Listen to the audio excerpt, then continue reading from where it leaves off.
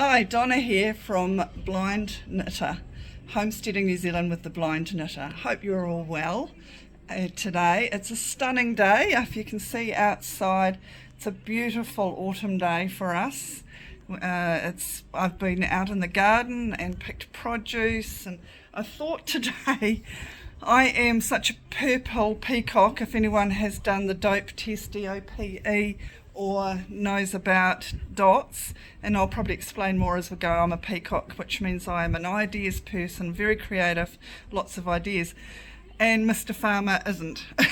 Well, he's creative and has ideas, but he's not a peacock like me. He's a different colour. And he gets a bit frustrated with me at times, and I thought today I would sort of give you a little tour of my weekend. It's Sunday.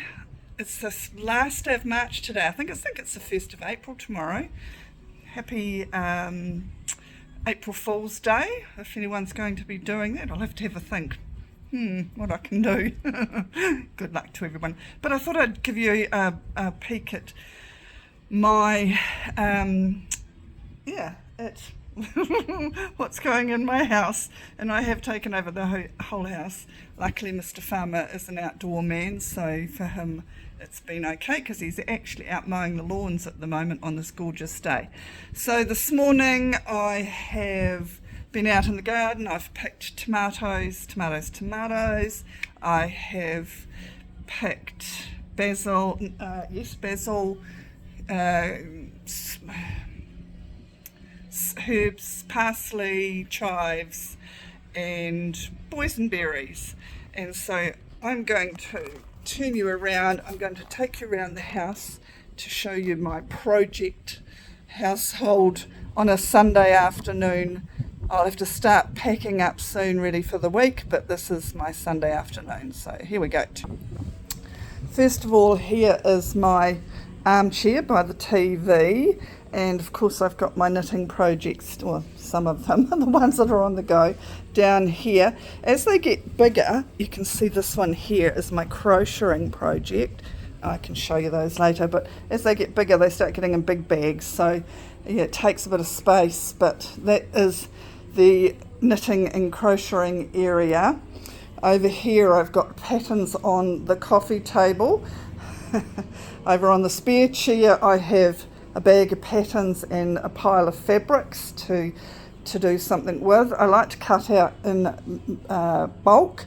Over here I've got our trestle, which is how I do my cutting out. I bring this trestle in, too old to get on the floor nowadays, and I've got a pattern out, and this is actually polyester material that I was given years ago. I sat there, and it's just pretty. If you have a look, it's got little red flowers on it. It's really cute, and I thought I would make that just something nice and simple because it's very flowy, and I just wanted nice and simple.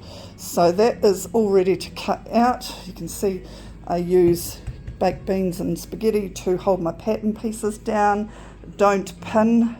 Firstly, it's a lot easier, but secondly, it is dangerous for me with my eyesight. Over here in the kitchen, I have garlic out of my garden that I have just cut up, ready to go in my bolognese sauce, which I am doing. That's scrap for the chooks. I've got tomatoes here that we picked this morning, lovely little cherry tomatoes. They're just like lollies. We just eat them like lollies. Capsicums out of the garden, and some tomatoes out of the garden, bigger ones, so for sandwiches and things. Boysenberries out of the garden, yum, yum, yum. I'm hoping to increase my raspberries next year, because I've got about 2, 3, 4 years worth of boysenberries in the freezer. Mint and chives out of the garden, ready for the week for spuds and stuff. Dirty dishes, dirty dishes. I've got here, simmering in this pot is a whole lot of, I'm going to make a big bolognese sauce. I've made a whole lot of bolognese sauce to put, which I've put in the freezer for winter, but this one here I thought I would use fresh, so I'm going to make up different mixes for my lunches. And so, for example, I'll do one with just pasta and bolognese sauce. I'll do one we've got a ham in the fridge that we've taken out of the freezer from Christmas that I'll chop up and put in one, and whatever I've got in the fridge I will use as to add to bolognese and pasta for my lunches. It will boil down. So what's in there is a whole lot of tomatoes. At the bottom is a whole lot of onions. Thank you for past me. I froze a whole lot of sliced onions. That's the last of them. So they're cheap at the moment, so I'll freeze some more. But that's the last of my pre-frozen. I don't think you're going to be able to see pre-frozen onions right down the bottom. An ice cream container full of them it was.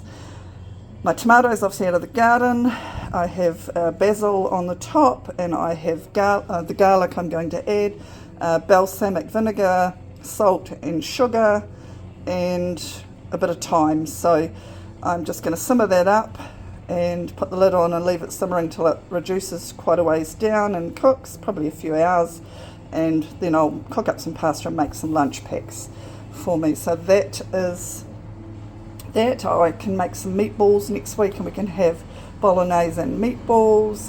We can have meatloaf and bolognese poured over the top. We can use it for all sorts of things. So that is that. Over here, what have I got? Oh no, that's all Mr. Farmer's mess. It's really unusual, but I will take you down to my sewing room. Here is the sewing room, or spare room / sewing room. As you can see on the bed, I've got undies that I showed you last podcast that are still sitting there waiting for me to do something with, a pile of fabrics, and I finally got my overlocker cord replaced, so that's the old one that's going to go to the op shop for recycling. My ironer's out because I ironed a dress to wear last night. I went out for a lovely girls' night out. So all my other projects, knitting projects, are hanging up there. Mr. Farmer's going to put my mirror up because it needs to go up. All of my, just books of my Barbie doll. That's my original Barbie doll that I got when I was about 6.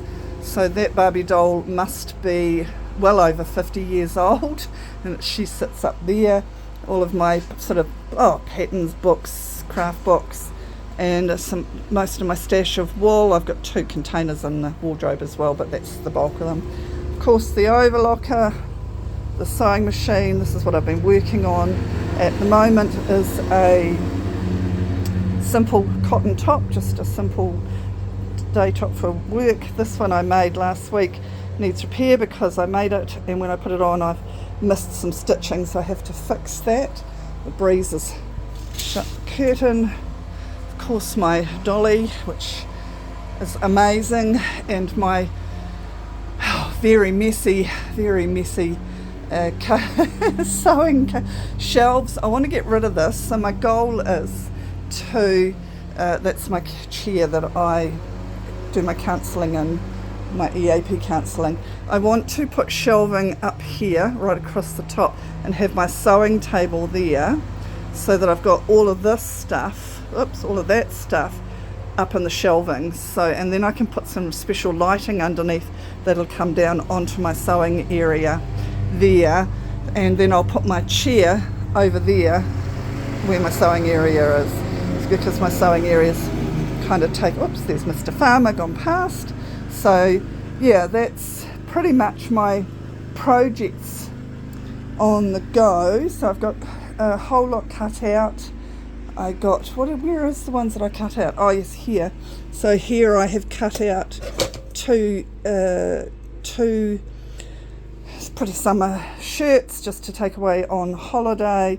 I've got 2 camisoles cut out. I've got those dresses I want to cut out and repair those. But to be honest, I think I've done enough this weekend, and I'm just going to pack it up for next weekend. But there is my, I'll sit down in my chair.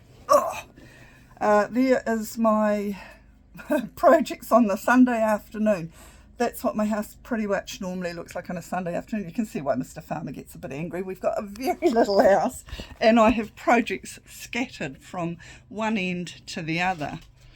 That doesn't include my veggie garden and the chooks, which I suppose aren't projects, but they're my passions that I do as well, and involved in that. So it doesn't include any of that or the stuff that's going on in the pantry. I want to dehydrate some cherry tomatoes again this year. I did last year, and I absolutely loved putting them into like rice risottos and things like that for my lunches. So the next bunch of, I think we'll eat those ones, just eat them. And the next bunch that we pick, what I'll do is I'll put them in the dehydrator and dehydrate them and put them in airlock. You know, I've got one of those food safe machines that sucks all the air out of the plastic bags, and I'll put them in those because we've still got a few dehydrated tomatoes left to use first. But they are very useful, and they're lovely just thrown in soups and stews and that in the winter when you don't have fresh tomatoes. So yeah, that's my next mission with the tomatoes. I've got, what did I do in the garden today? I've got cauliflower and broccoli and cabbages planted. My last lot I've just finished. I've got a cabbage in the fridge. We'll probably have a coleslaw tonight. So I've got those planted for the next round to go through. I want to put some carrots under. It's just one of those things. I'm a bit scatter. I go from one project to the other, as you can see. So what I don't get done by the Sunday night, it's like, hey ho, there's another weekend. And if I don't get it done, it's not a biggie either. So I haven't done my kefir. I've run out of milk, so no kefir this week. I do need to make some yogurt, but I haven't got that done. I was going to make some bircher last week and never got round to it. So yeah, it's a bit mishmash for me, but that's not unusual. That's pretty much how I work. So there we go. There's a little rundown of my Sunday afternoon mayhem. I'm going to go and put the garlic in my tomatoes and turn that right down to keep simmering. Clean up the kitchen. We're going to have venison patties from up the road for tea tonight, with coleslaw from my garden and spuds from Mr. Farmer's daughter's garden. So we're very blessed that we're eating exactly what's here, and I just love that. I get so excited about that. Last night I had a lovely time with a group of friends, a women's night it was, so estrogen parties we call them. All us women get together without our partners. It's something that we like to do quite regularly, and we all sort of take turns around, and it was a friend of mine's turn this time, or not turn, we don't make it, but she put her hand up. And there was 7 or 8 of us, and we had a lovely time. We started at 3, didn't get home till 11:30, which is really late for me. And it was so nice to just spend time with friends and just catch up with women I haven't seen for ages, and just sit and chill and chat. I thoroughly enjoyed it. Just eat yummy food, lots of platter foods and cheeses and crackers and all sorts of things. My sister-in-law had done a really yummy thing, and it's something if you want to try it. She got grapes and she soaked them overnight in Prosecco, and then she took them out of the Prosecco and rolled them in sugar, and they were really yummy. And so she had them in little wine glasses or martini glasses, just these white sugary balls all, and then you didn't know what they were, but when you had a bite of one, it was a grape that had been soaked in Prosecco. It's very yummy. Quite a nice little treat it was. Anyway, I hope you've had a great weekend, or if your weekend's coming up or been, I hope you've had a great one. I hope you've been able to work on the 8 areas of human existence so that you're filling your whole pie. So intimacy, time with your partner, family and friends, social connections, knowledge and learning, which I'm certainly doing. I'm doing an art therapy workshop at the moment, so a certificate in art therapy, which will be nice. So knowledge, spiritual, so any meditation, how you look for care of your Wairoa spirit, Wairoa self, your being, what else is there? Let me think. Work, home and work paid and unpaid. Physical, how you've taken care of your body. I must give you a tip that I learned the other day that I'm going to try keep doing. And hobbies, what your hobbies are. You can see I spend a lot of time on my hobbies. The pie is probably not so balanced because the hobbies takes a lot of time. But I'm home all weekend. I don't drive, so when I'm home, and I love it. And so if I'm going to be home, then I'm going to make it constructive. One of the tips that I learnt over the radio last week that I thought, oh, I really like that, and it certainly has helped me. It's when you're doing like trying to be healthy and do walks and things. Oh, hang on, the lawnmower's going past. When you are doing tips and walks and things like that, you have non-negotiable walks. So I am going to have 4 non-negotiable walks a week. So I'll do them during the week. I don't tend to walk so much out here. But I am for non-negotiable walks, so it doesn't matter what the weather is, whether it's raining, windy, hot, whatever, they are non-negotiable. They don't have to be major walks. They don't have to walk half a marathon or anything, just around the block. So I started last week. I did my 4 non-negotiables, and so it was really good. I was thinking I must go for a walk, and then I thought, yes, it's non-negotiable. Get up and do it. And that has really helped my mindset around the walking. So I don't know if you're a Kiwi or if you're in New Zealand, you may have heard of Tony Street. She's a very well-known presenter, radio announcer in New Zealand, and it was her that said it, and I thought, I like that one. I'm going to use that one. Non-negotiable walks. So we'll see how long my non-negotiable walks go for, especially in the middle of winter. There may be some negotiation going on. Anyway, have a good week next week, and I'll catch up with you later. Bye for today.